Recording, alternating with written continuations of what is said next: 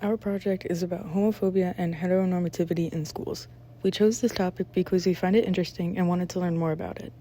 Also, we wanted to give more insight to others about this topic. First, we found a study about homophobia and heteronormativity in schools. There were 41 participants ages 17 to 21. The questions they were asked were about the services offered in their schools. As the interview went on, they were asked about the impact of sexuality and the impact of gender in the use of services and their experiences. 21 of the participants talked about experiencing or witnessing homophobic acts. They also talked about the presence of homophobia within school services. 19 students talked about the acts done by peers like exclusion, name-calling, teasing, aggression, and sexual harassment. One student said, "So everybody had a hard time with other students if they were gay and had conduct problems or problems in their personal life. They were more likely to be shunned or get left out or stuff like that."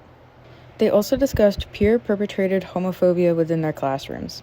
One said, "In our class, we don't tease each other because we all have the same conduct problem.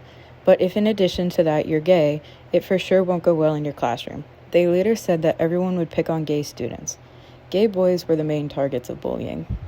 However, 4 participants talked about homophobia and sexual harassment towards gay girls. One student said, "I've always had lesbian friends at school, and I mean, people weren't necessarily disgusted. Yes, there were guys who would tease them, but they wouldn't tease them because they were lesbians. They would tease them because they couldn't get with them, you know?" Another student said, "The guys sometimes make comments like, 'We're gonna have a threesome,' and things like that," talking about the lesbians at their school. 11 participants discussed teachers and other school staff members' negative treatment towards gay students. Some said that teachers and staff would be uncomfortable talking about sexuality or had attitudes that would change how they treated students. They were asked whether gay, lesbian, or bisexual youth receiving services are treated differently than straight youth. One student said, "Well, there are some that I think so. If the psychologist is not, for example, gay, and then he's dealing with someone who is gay, and he's not comfortable with that." Continuing on to suicide rates in LGBTQ students, 1/3 of all suicides in the United States are committed by individuals who identify as gay or lesbian. For example, one student named Jamie Rodmeyer committed suicide because of ongoing bullying.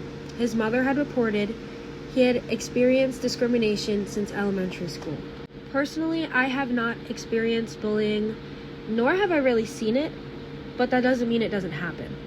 And this is definitely a topic that needs to be discussed more. Teachers are a prime example for students. They have the power to make their classroom feel safe, where students can be themselves. Students learn about life through interactions with their peers and adults. There are 5 key areas of change within schools: language, safe zones, comprehensive bullying policies and laws, inclusive curriculums, and training for staff. Having inclusive language that doesn't discriminate against certain people can help students feel safe in the classroom.